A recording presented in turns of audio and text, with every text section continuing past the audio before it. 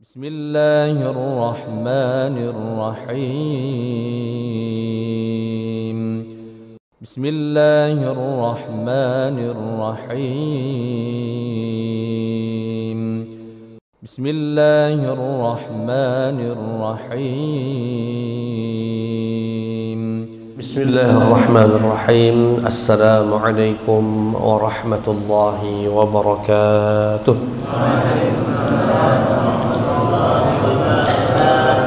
الحمد لله والصلاة والسلام على سيدنا رسول الله نبينا محمد ابن عبد الله وعلى آله وصحبه ومن والاه واتبع هداه أما بعد. Jamaah sekalian yang dirahmati dan dimuliakan oleh Allah Subhanahu wa taala, alhamdulillah di awal-awal bulan Rajab ini kembali Allah perjumpakan kita di majlis yang insyaallah akan menjadi saksi kebaikan kita di sisi Allah Subhanahu wa taala. Amin ya rabbal alamin. Sembari kita memohon kepada Allah, Allahumma barik lana fi Rajab wa Sya'ban wa ballighna Ramadan. Ya Allah, berkahi hidup kami di bulan Rajab dan di bulan Sya'ban, dan sampaikan umur kami kepada bulan Ramadan. Amin amin ya rabbal alamin. Insyaallah yang hadir di sini Allah sampaikan umurnya sampai bulan Ramadan dalam keadaan sehat lahir batin, dalam keadaan berkecukupan bersama orang-orang yang dicintai. Amin amin ya rabbal alamin. Salawat beriring salam tercurahkan kepada suri tauladan kita Nabi besar Muhammad sallallahu alaihi wasallam, Nabi yang karenanya Allah karuniakan kita begitu banyak kemuliaan dan keistimewaan, kemuliaan yang menjadi materi kita pada setiap malam Rabu ini. Semoga Allah Subhanahu wa taala menggolongkan kita sebagai umat Nabi Muhammad sallallahu alaihi wasallam yang kelak mendapatkan syafaatnya. Amin ya rabbal alamin.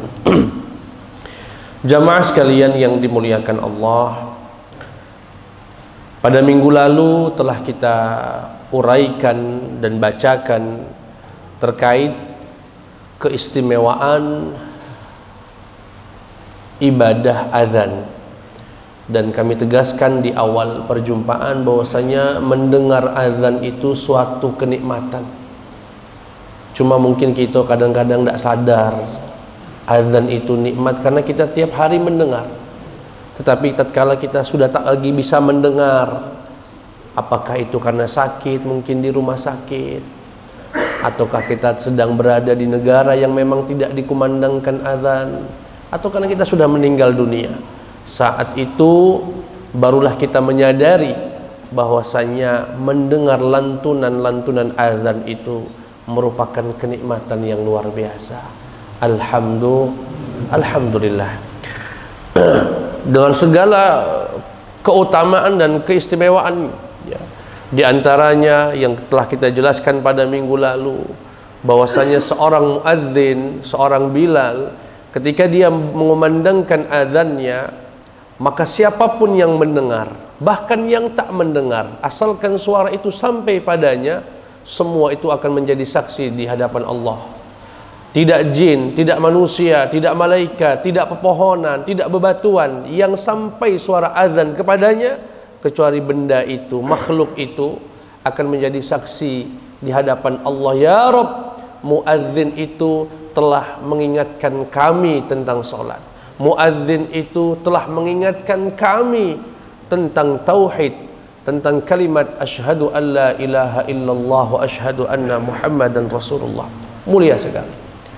Disebutkan juga bahwasanya al-muadzinul muhtasib, seorang muadzin yang ikhlas, dia memandangkan azan semata-mata karena ingin menggapai ridha Allah, ingin mengingatkan saudara-saudaranya agar melangkahkan kakinya ke masjid. Dia murni mengharapkan itu, maka dia kesyahid, dia bagaikan seorang yang meninggal di medan perang. Bahkan nanti disebutkan ya, atau pada minggu lalu kita sebutkan, salah satu orang yang tidak mendapatkan hisab yaumul qiyamah adalah al-muadzinul muhtasib, orang yang ikhlas mengumandangkan azan. Luar biasa keistimewaan yang kita pelajari. Juga dikatakan kalau dikumandangkan azan, setan berlari. Berlari kemana Ustaz? Berlari sampai tempat yang tidak lagi terdengar suara azan. Bahkan disebutkan oleh Nabi dalam riwayat yang lain, wala hudurat, sampai setan itu berlari terkentut-kentut, kata Rasulullah SAW. Begitu Allahu Akbar, setan yang di lorong-lorong ini pergi galo. Kemana Ustaz? Mungkin ke Musi. Pokoknya sampai tempat yang tidak ada lagi suara azan. Ya. Dan larinya itu saking takut, saking putus asanya setan itu, digambarkan oleh Nabi sampai mereka terkentut-kentut. Luar biasa sekali.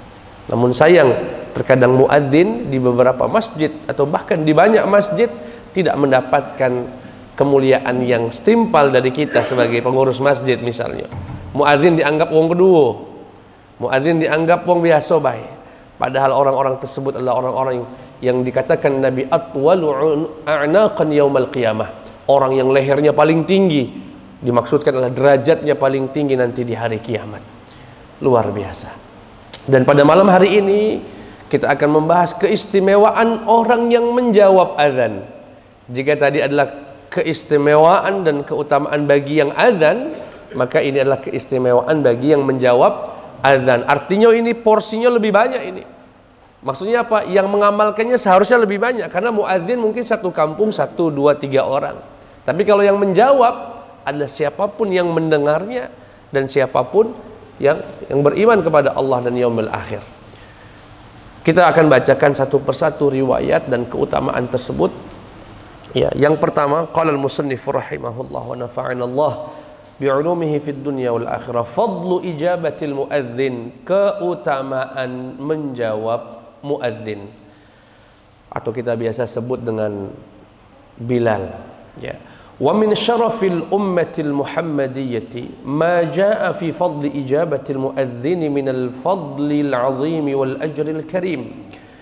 Ya, di antara kemuliaan umat Nabi Muhammad adalah hal-hal yang membahas tentang keutamaan menjawab seorang muadzin. Di antaranya yang pertama, mendapatkan kabar gembira berupa surganya Allah Subhanahu wa taala. Jawab azan itu, Pak, bisa masuk surga. Bagaimana? Kata Rasulullah sallallahu alaihi wasallam dari sahabat Umar ibn al-Khattab berkata, Rasulullah sallallahu alaihi wasallam bersabda, "Idza qala al-muadzin," jika seorang muadzin berkumandang Allahu akbar, Allahu akbar, faqala ahadukum, kemudian salah satu di antara kalian menjawabnya Allahu akbar, Allahu akbar. Dan thumma qala, kemudian muadzin berkata, asyhadu an la ilaha illallah. Kita menjawab asyhadu an la ilaha illallah. Ya, atau orang tersebut menjawab asyhadu an la ilaha illallah. Kemudian muadzin berkata kembali, asyhadu anna Muhammadar Rasulullah. Kemudian kita menjawab asyhadu anna Muhammadar Rasulullah. Kemudian tatkala muadzin berkata hayya 'alas shalah, ya, seorang muslim menjawab la haula wala quwwata illa billah. Thumma qala hayya 'alal falah. Kemudian dijawab juga la haula wala quwwata illa billah. Kemudian berkata Allahu akbar, Allahu akbar. Dijawab Allahu akbar, Allahu akbar. Kemudian menutup azannya dengan la ilaha illallah. Dijawab juga dengan la ilaha illallah. Kata Rasulullah, min qalbihi, jawaban-jawaban itu diutarakan oleh lisannya berdasarkan apa yang ada di hatinya, dakhalal jannah, dia akan masuk surga. Dia akan masuk surga. Dalam riwayat lain dikatakan man qala mithla ma qala hadza, barang siapa yang menjawab azan seperti yang dikatakan muadzin, yaqinan, dengan penuh keyakinan, dakhalal jannah, akan masuk ke dalam surganya Allah Subhanahu wa taala. Sekarang itu janji yang pertama. Sekarang saya coba sedikit ya akan uraikan. Apa iya hanya sebatas menjawab itu saja? Enggak, ada semacam syaratnya. Dengan penuh keyakinan, dengan sepenuh hati, betul-betul yakin. Apa maknanya Ustaz? Apakah sebatas Ustaz aku yakin? Oh enggak, ada pembuktiannya. Perhatikan, ketika seorang muadzin berkata Allahu Akbar, Allahu Akbar, Allah Maha Besar, Allah Maha Besar. Kemudian kita jawab dengan Allahu Akbar, Allahu Akbar. Itu lisan kita. Mana bukti keyakinannya? Apa bukti keyakinan kalau Allah itu Maha Besar? Kalau benar-benar seorang muslim meyakini Allah itu Maha Besar, artinya selain daripada Allah itu kecil. Itu artinya kesibukan yang sedang menyibukkan dia, bos yang sedang menyibukkan dia, keluarga yang sedang menyibukkan dia, galau-galonya kecil, dan dia akan penuhi Allah yang Maha Besar. Kalau benar-benar yakin. Kalau belum yakin, kaget dulu. Aku masih ada yang lebih penting ini. Aku nak ngurus yang penting dulu.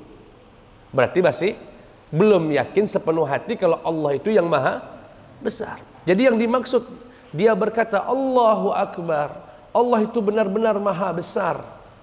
Dengan sepenuh hatinya, dia membuktikannya bahwasanya dia mampu meninggalkan seluruh kesibukannya demi memenuhi panggilan Allah Subhanahu wa taala, walaupun pada akhirnya tidak sekaku itu. Allah sendiri yang terkadang memberikan keringanan-keringanan jikalau kita sedang ada darurat, ada sesuatu yang mendesak. Allah memberikan keringanan dengan diizinkan kita melaksanakan sholat di waktu yang kedua ataupun yang ketiga selama tidak keluar dari waktunya. Itu yang pertama. Kemudian asyhadu an la ilaha illallah. Itu yang diutarakan muadzin. Kita meyakininya dengan sepenuh hati, memang tidak ada Tuhan yang berhak disembah selain Allah Subhanahu wa taala. Artinya kita tidak pernah menyembah selain Allah, maka dia telah membuktikan keyakinan tersebut. Tapi kalau dia meyakini Allah, tapi satu sisi dia masih mencari dukun, satu sisi masih minta bantuan tukang sihir, paranormal, minta meramalkan ini dan itunya, berarti dia tidak sekedar asyhadu an la ilaha illallah, dia juga asyhadu dan kepada yang lain. Dia meyakini ada sesuatu hal yang dapat mendatangkan bagi dia manfaat selain daripada Allah Subhanahu wa taala. Maka dari itu dia tidak termasuk orang yang meyakini ucapan asyhadu an la ilaha illallah. Begitu juga dengan asyhadu anna Muhammadan Rasulullah, dan aku bersaksi ya Allah bahwasanya Nabi Muhammad adalah utusan Allah Subhanahu wa taala. Apa maknanya? Mencintai Rasulullah, berupaya menghidupkan sunnah Nabi, baik yang kecil ataupun yang besar. Sebagai pembuktian itu, kata kalimat tersebut kharaja min qalbih, keluar dari hatinya, yaqinan, secara yakin. Kemudian Allah, kalimat pertama bukan perintah, kalimat kedua juga bukan perintah, kalimat ketiga juga bukan perintah. Semuanya hanya semacam pengikraran dari seorang hamba. Setelah itu barulah ada perintah hayya 'alas shalah, mari dirikan salat. Andaikan muadzin itu bisa meringkas atau diizinkan meringkas azan, cukup dengan hayya 'alas shalah ini. Karena intinya adalah hayya 'alas shalah. Tetapi Allah dan Rasulnya mengajarkan para muadzin untuk tidak langsung ke hayya 'alas shalah, melainkan mengawali dari Allahu Akbar, agar orang-orang itu sadar, orang-orang muslim yang mendengar suara azan dan panggilan hambaku, bukankah engkau yang mengikrarkan Allah Maha Besar? Bukankah kalian yang mengikrarkan tidak ada Tuhan selain Allah? Bukankah engkau yang mengikrarkan Nabi Muhammad adalah utusan Allah? Jika itu benar-benar kau ucapkan dan kau ikrarkan dengan ketulusan, dengan hati yang menerima, hayya 'alas shalah, ayo dirikan salat. Ayo dirikan salat. Dan menariknya, jawabannya agak sedikit berbeda dengan kalimat-kalimat yang lain. Kalau yang lain samonian dengan kalimat muadzinnya. Tapi untuk yang hayya 'alas shalah, jawabannya justru la haula wala quwata illa billah. Kenapa Ustaz? Kenapa kami menjawabnya la haula wala quwata illa billah? Kenapa kami tidak menjawabnya dengan hayya 'alas shalah? Walaupun dalam riwayat lain juga ada yang menganjurkan untuk menjawab dengan kata hayya 'alas shalah. Tetapi kenapa kita menjawab la haula wala quwata illa billah?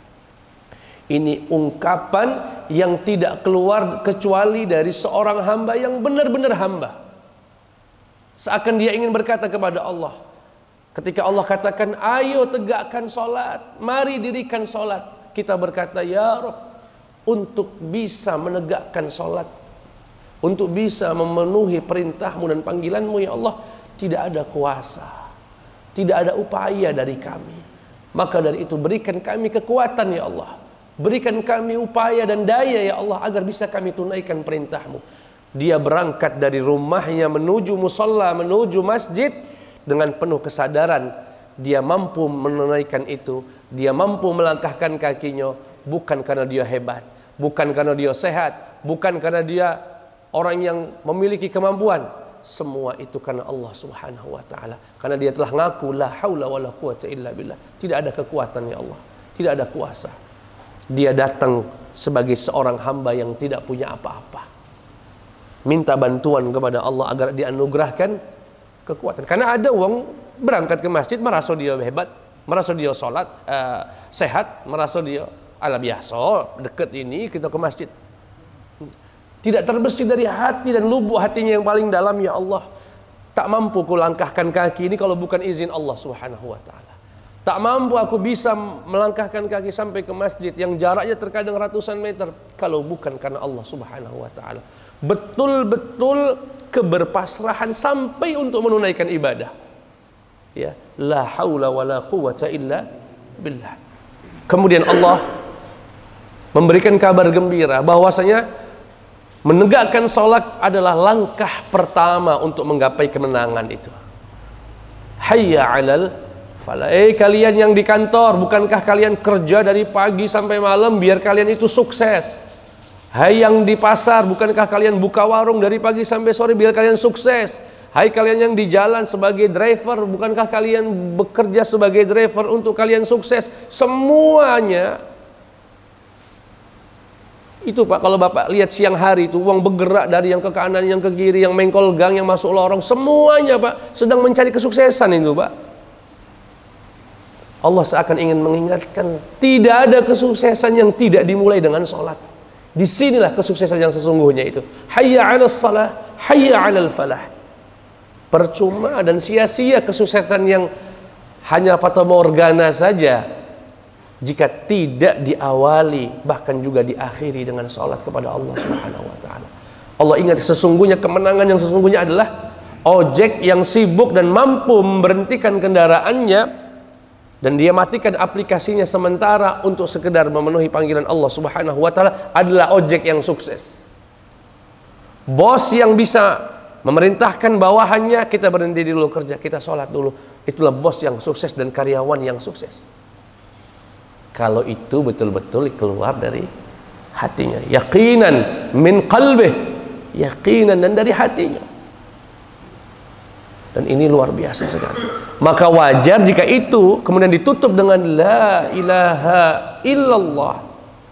Kata Rasulullah, barang siapa yang mengatakan itu min qalbihi, dari hatinya, bukan min lisanihi saja, dakhalal jannata, sudah pasti orang yang begini keyakinannya dan bisa menunjukkannya, membuktikannya, maka dia akan masuk ke dalam surganya Allah Subhanahu wa ta'ala.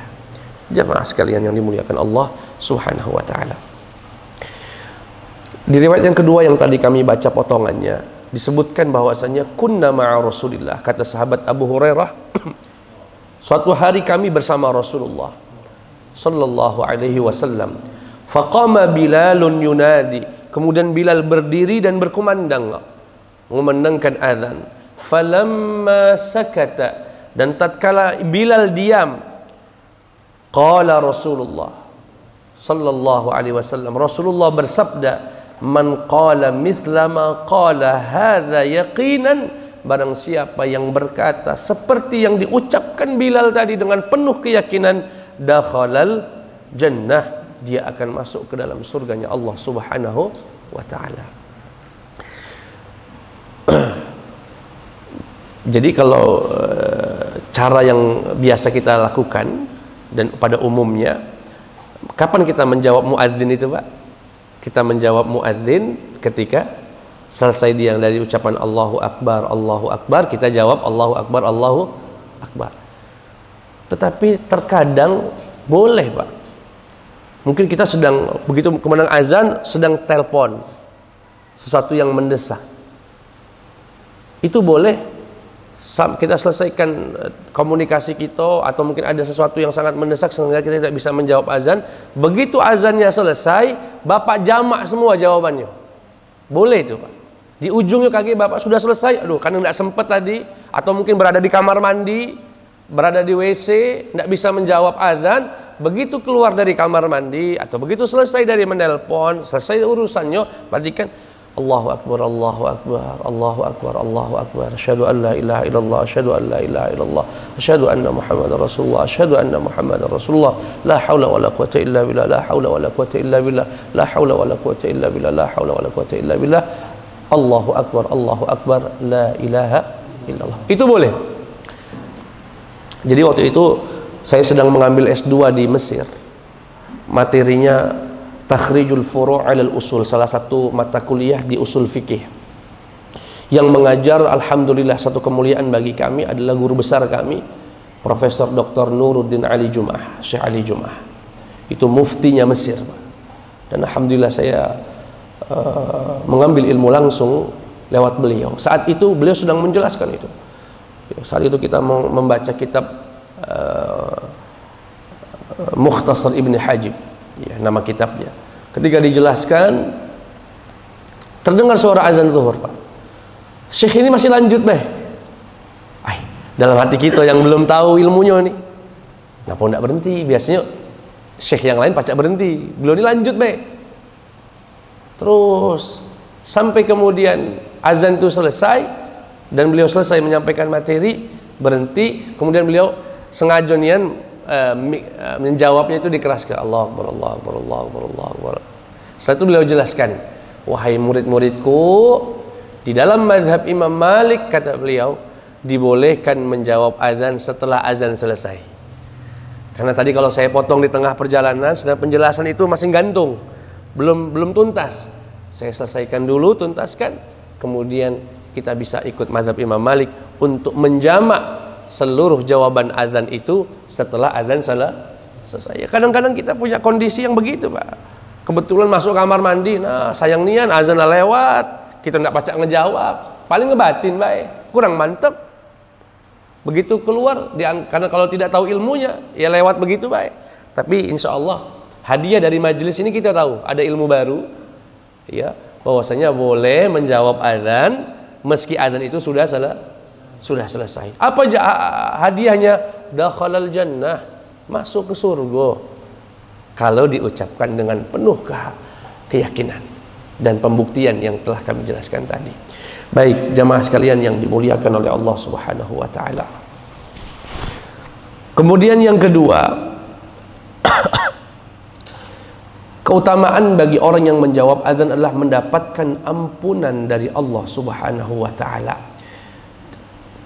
Dengan dikatakan annan nabiyya basyara, bahwasanya Nabi Muhammad memberikan kabar gembira, man ajabal muadzina bil maghfirah, siapapun yang menjawab azan dengan kabar gembiranya, apa itu? Berupa ampunan Allah Subhanahu wa taala.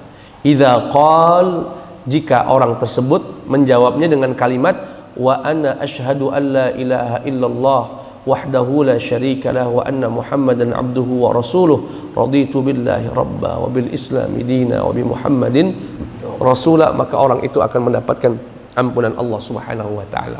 Mungkin yang ini, lafal ini jarang ketika ada muadzin mengatakan asyhadu an la ilaha illallah, kemudian kita berkata wa anna asyhadu an la ilaha illallah wahdahu la syarika lahu wa anna muhammadan abduhu wa rasuluh raditu billahi rabba wa bil islami dina wa bi muhammadin rasula. Jarang kita melakukannya. Tetapi ada redaksi yang mengatakan jika kita jawab muadzin itu dengan doa tersebut akan mendapatkan ampunan Allah Subhanahu wa taala. Yang berikutnya, Pak, keutamaannya mendapatkan atau halal baginya mendapatkan syafaat Nabi Muhammad yaumul qiyamah. Saya sering ditanya atau bahkan kita juga sering bertanya, bagaimana Ustadz agar kami mendapatkan syafaat Nabi? Ya, pertanyaan yang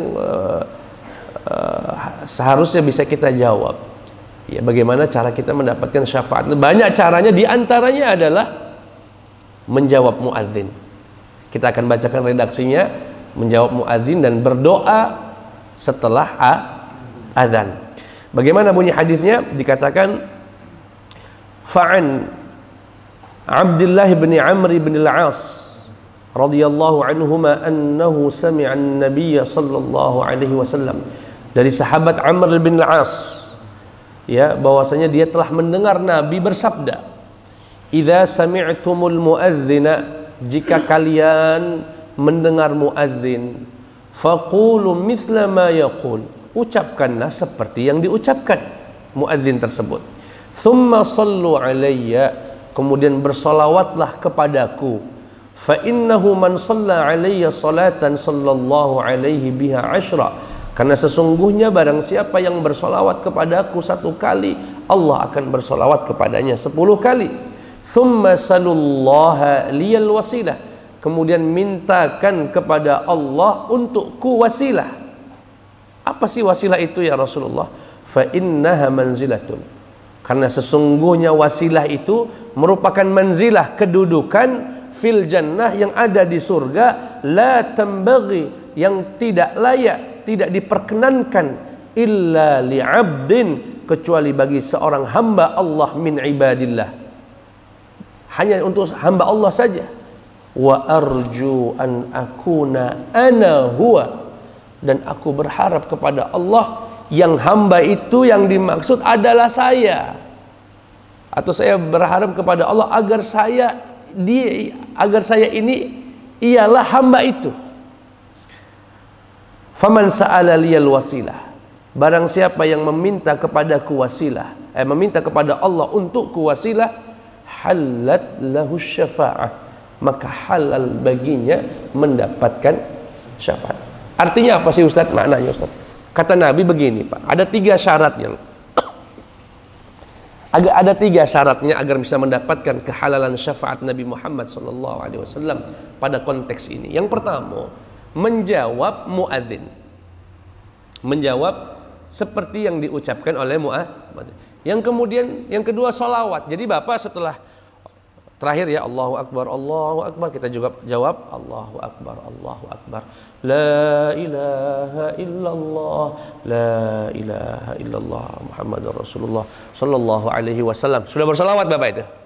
Itu syarat yang kedua, bersolawat, atau dengan redaksi Allahumma sholli wa sallim wa barik ala sayyidina Muhammad wa ala ali sayyidina Muhammad, atau dengan redaksi apapun yang intinya sholawat kepada Nabi Muhammad. Kemudian meminta kepada Allah agar memberikan Nabi Muhammad wasilah. Apa wasilah itu Ustaz? Nabi menjelaskan, nanti di surga itu Pak, ada suatu kedudukan yang tidak diberikan oleh Allah kecuali untuk 1 orang manusia, untuk 1 hamba, dan ini hamba yang sangat spesial sekali. Dan kata Nabi, semoga itu adalah saya. Apa wasilah itu Ustaz? Wasilah di situ yang dimaksud adalah kedudukan di mana Nabi nanti diizinkan memberikan syafaat. Memberikan syafaat. Dan kita doa setelah itu ketika la ilaha illallah, la ilaha illallah Muhammadur Rasulullah sallallahu alaihi wasallam, Allahumma rabb hadhihi da'wati tammah wassalatil qa'imah ati Muhammadanil wasilah. Ya Allah, ati, berikan Muhammad, ini Nabi Muhammad, al wasilah. Itu cara kita meminta kepada Allah agar memberikan Nabi Muhammad wasilah. Barang siapa yang meminta kepada Allah agar memberikan aku wasilah, halat lahu syafaati, halal baginya syafaatku. Allahu Akbar. Berarti kesempatan itu dibuka 5 kali dalam satu hari. Alangkah ruginya orang muslim yang hidup bertahun-tahun tak mendapatkan kemuliaan ini, Pak. Alangkah lalainya dia. Setiap hari dengar azan, telinganya sehat mendengar azan, lisannya bisa berkata-kata. Rumah kadang tak jauh dari masjid, tapi di akhirat dia bertanya-tanya, kenapa aku tidak dapat syafaat? Mana syafaat Nabi? Sekali Allah buka pintu kesempatan itu 5 kali, dan setiap kali dia lalai. Padahal hanya menjawab muadzin, kemudian bersolawat kepada Nabi, dan yang ketiga memintakan untuk Nabi wasilah. Allahumma rabba hadhihi da'wati tamma wassalatil qa'imah ati Muhammadanil wasilata wal fadilah wa ba'athhu maqaman mahmudan alladhi wa'adtah. Doakan itu untuk Nabi Muhammad sallallahu alaihi wasallam yang berkata ini adalah Rasulullah. Beliau berkata halat lahu syafa'ah, halal baginya syafa'ah, mendapatkan syafaat. Dalam riwayat yang lain, halat lahu syafa'ati yaumal qiyamah. Allahu Akbar. Kesempatan yang luar biasa 5 kali dalam satu hari. Maka sangat rugi jika dia tidak menyempatkan itu, dan sangat rugi jika dia tidak mendapatkan syafaat Nabi Muhammad sallallahu alaihi wasallam. Cuma ada yang lucu juga, Pak. Ya, ini biasanya kadang-kadang saya juga kadang-kadang kepleset di sini. Jadi ketika bunyi azan, saya sedang mengajar misalnya di kampus atau di mana majelis, dengar azan, azan, ngobrol gitu berdua. Sama baik kalau lanjut ke baik pengajiannya, kaget di akhir menjawab. Seringnya itu, Pak. Azan, kita jawab dulu. Tapi ngobrol, cak mana tadi kabar ini? Nah, sama lanjut tidak jawab azan tidak dijawab, ngaji tidak lanjut. Ada mah itu banyak, termasuk aku kadang-kadang. Tapi setelah dapat ilmunya teringat sendiri. Jangan, astagfirullahaladzim. Ya, dan lain. Dan kadang-kadang sesuatu yang tidak ingat saat dengar azan itu ingat galau, Pak. Memang biar kita tidak bisa jawabnya itu. Setan mengingatkan kita sesuatu yang tidak diingat agar kita kemudian terlalaikan, terlupakan untuk menjawab azan. Itulah setan, cerdiknya setan itu. Baik jamaah sekalian yang dimuliakan oleh Allah Subhanahu wa taala. Hadis yang berikutnya atau keutamaan yang berikutnya bagi orang yang menjawab azan. Ya, tadi redaksinya sebetulnya banyak ya. Saya cukupkan dengan yang masyhur saja.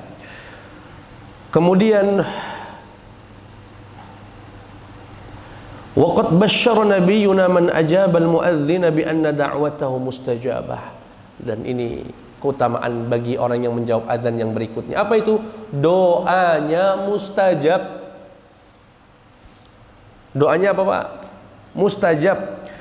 An Jabir bin Abdullah radhiyallahu anhuma, dari sahabat Jabir bin Abdullah, anna Rasulullah sallallahu alaihi wasallam qala, bahwasanya Nabi Muhammad sallallahu alaihi wasallam berkata, man qala, barang siapa yang berkata, hina yunadil munadi, ketika seorang muadzin berkumandangkan azan, Allahumma rabba hadhihi ad-da'wati tammati was-salatin nafi'ah salli ala Muhammadin warda anni ridan la sakhata ba'dah istajaballahu lahu da'watah. Barang siapa yang ketika muadzin berkumandang atau selesai mengumandangkan azan kemudian dia membaca Allahumma rabba hadhihi da'wati tammah was salatin nafi'ah salli ala Muhammadin warda anni ridan la sakhata ba'dah. Barang siapa yang baca doa itu, ya mungkin ini agak-agak sulit bagi kita, tapi kalau galak baca istajaballahu lahu da'watah, maka Allah akan ijabah doanya. Atau dalam riwayat yang lain bahwasanya seorang laki-laki bertanya kepada Rasulullah, ya Rasulullah, Innal muadzinina yafdulunana, sesungguhnya para muadzin itu lebih banyak pahalanya dari kami, melebihi kami pahalanya ya Rasulullah. Jadi ada orang datang ke Nabi, iri dalam kebaikan, ya bukan iri dalam keburukan, atau yang disebut dengan ghibtah istilahnya.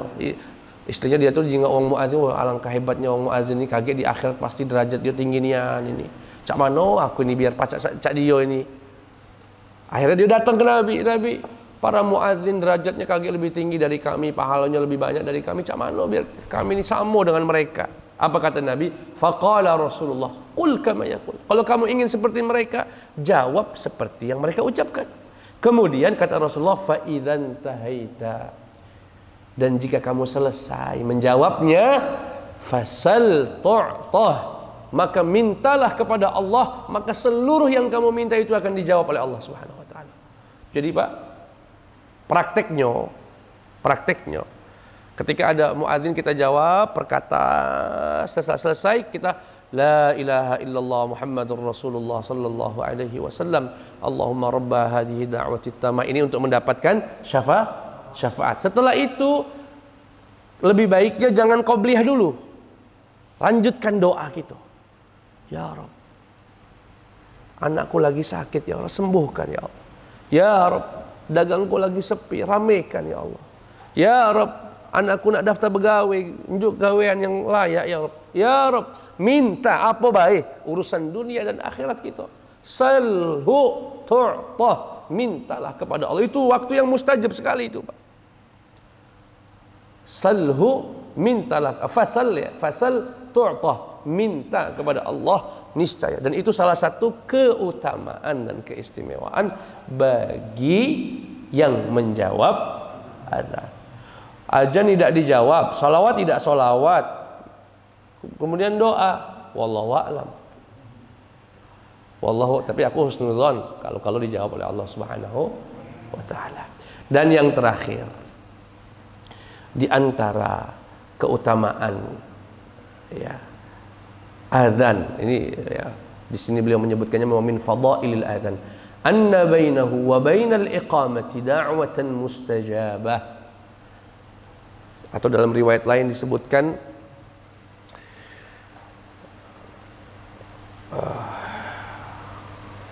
ma bainal adzanaini la yuraddu ad-du'a'u ma bainal adzanaini atau kama qala alaihi salatu wasallam.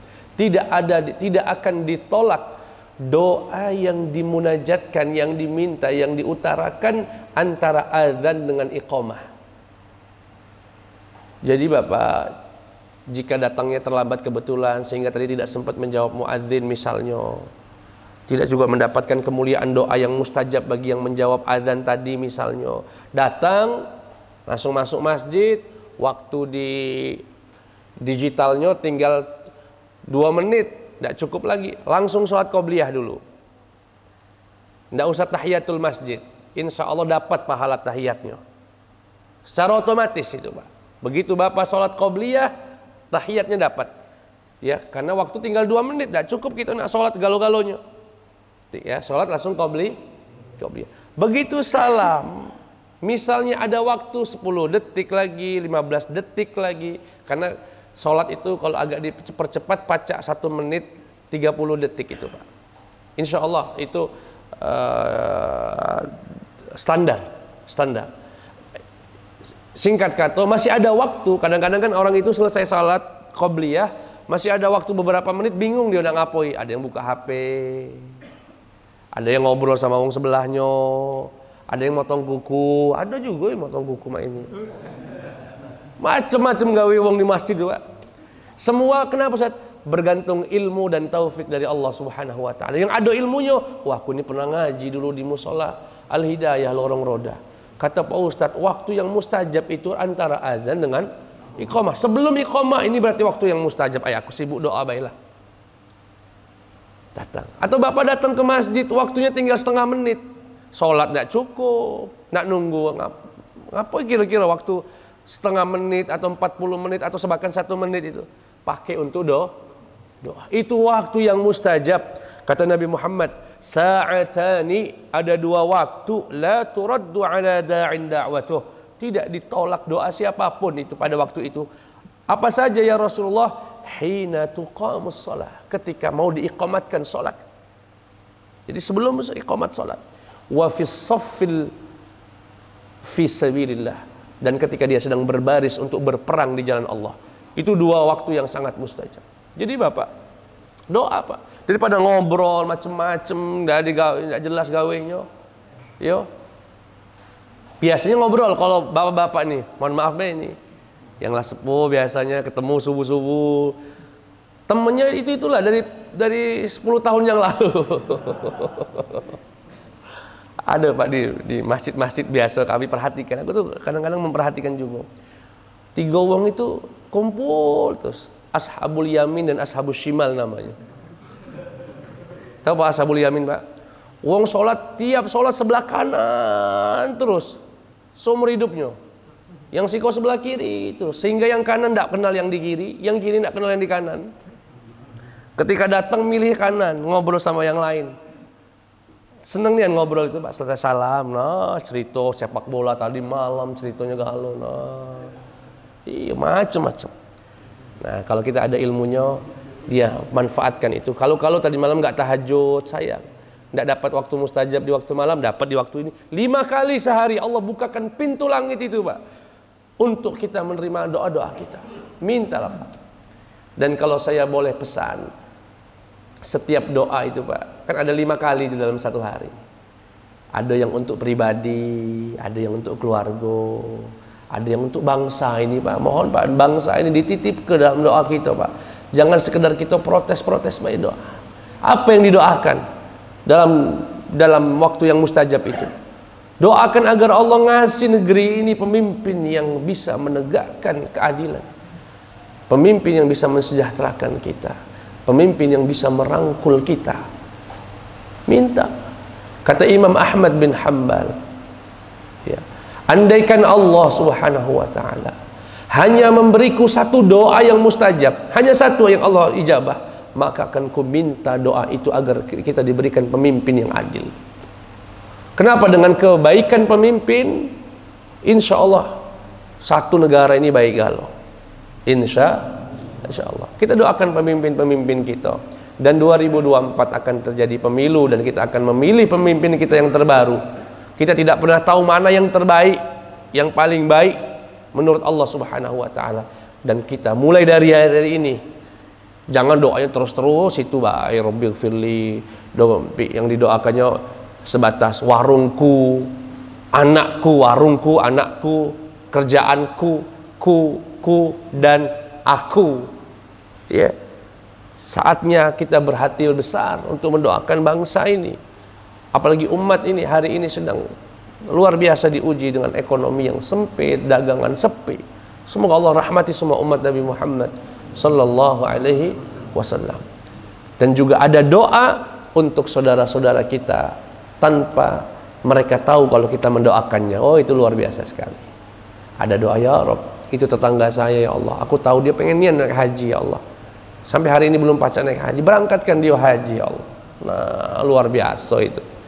Ya Allah, aku punya tetangga itu ya Allah, punya kenalan ya Allah, sampai hari ini belum punya keturunan ya Allah, unjuk dia keturunan ya Allah. Ya Allah, aku punya tetangga sekarang lagi sakit ya Allah, aku punya saudara lagi sakit, angkat penyakit dia. Wah, itu luar biasa. Itu orang yang hati sangat mulia sekali, bisa menyempatkan doa untuk saudaranya dengan syarat tidak menceritakan kepada saudaranya kalau dia mendoakan dia. Jangan pas ketemu, wih aku tuh tiap habis sholat tidak pernah lupa doakan kamu tuh. Nah, hapus galau yang manfaatnya tadi Pak. Kata Nabi Muhammad, ma min muslimin yad'u li akhihi bi dhahril ghaibi illa qala al malaku walaka bimislin, atau kama qala alaihi salatu wasallam. Tidaklah seorang muslim mendoakan saudaranya tanpa saudaranya tahu kalau dia mendoakan. Sebut namanya Pak, itu ya Allah Pak Herman ya Allah, itu ya Allah Pak Joko, itu ya Allah Pak Alexander misalnya, sebutkan namanya itu Pak. kecuali malaikat berkata untukmu seperti yang kamu minta untuk saudaramu itu. Allahu Akbar. Itu luar biasa. Saya ini Pak lulus PNS bukan karena saya hebat SKD-nya macam-macam, enggak. Begitu saya masuk ruangan ada 3.000 orang itu Pak di gedung Jakabaring. Ya Allah, luluskan Galo ini ya Allah. Enggak mungkin ini lulus Galo karena terbatas. Ya Allah, itu si fulan sedang daftar PNS, tetangga saya, teman saya, luluskan dia ya Allah. Saya berharap malaikat yang berkata, Bitoh untukmu seperti yang kamu minta. Amin kan. Doa saya Allah alam mustajab atau enggak mustajab, tapi doa malaikat sudah pasti dijabah Allah Subhanahu wa taala.